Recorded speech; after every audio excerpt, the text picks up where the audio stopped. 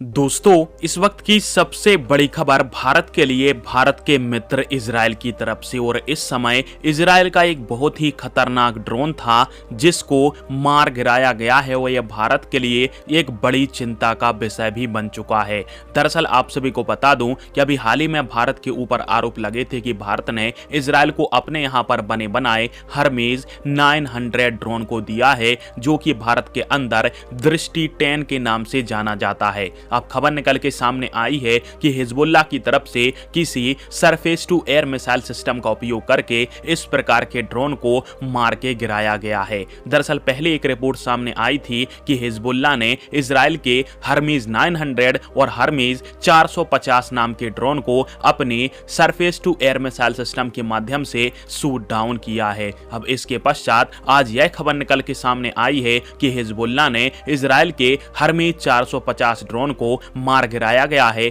और खास बात यहां पर यह है कि इस बात की पुष्टि खुद इजराइल की सेना ने कर दी है कि हां, हिजबुल्लाह के पास कोई ऐसी हथियार प्रणाली है जो कि हमारे ड्रोन को मार गिरा सकती है और हमारा ड्रोन सच में शूट डाउन हुआ है। और स्क्रीन के ऊपर आप सभी इसका आर्टिकल भी देख सकते हो। अब भारत के लिए खबर इसलिए ज्यादा इंपॉर्टेंट है क्योंकि भारतीय सेना बड़े पैमाने पर और भारतीय नौसेना भी बड़े पैमाने पर इजराइल के हरमीज 900 और इसके अलावा हरमीज 450 ड्रोन को खरीदने की प्लानिंग कर चुकी है और कुछ ड्रोन भारत को मिल भी चुके हैं। परंतु ऐसे में इस ड्रोन का शूट डाउन होना भारत के लिए एक बड़ी चिंता का विषय है, क्योंकि surface to air missile system की ऑपरेटिंग रेंज के अंदर इस ड्रोन को नहीं उड़ाया जा सकता, अन्यथा भारत को मिलियंस ऑफ डॉलर का नुकसान हो सकता है, जैसा कि इजराइल को हुआ है। क्योंकि विशेष तौर पर इजराइल के इस ड्रोन की कीमत करीब 30 मिलियन डॉलर के आसपास बैठती है, यानी 250 करोड़ के आसपास। अब वैसे तो शूट डाउन अमेरिका के MQ-9 रीपर जैसे ड्रोन भी होते हैं,